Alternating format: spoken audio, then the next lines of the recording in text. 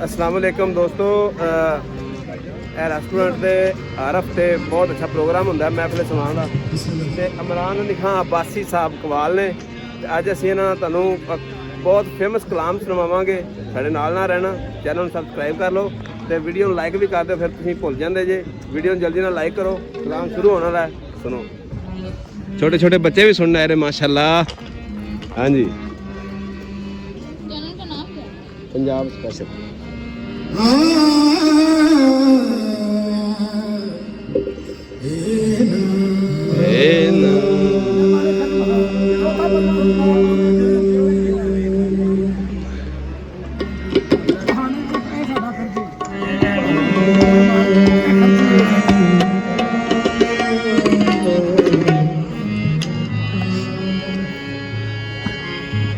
Channel का name क्या है? पंजाब स्पेशल। आप इधर आ जाए, मैं एक सीन दूंगा, आप आ जाएंगे।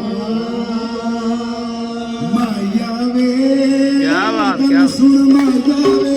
क्या बात, क्या बात है।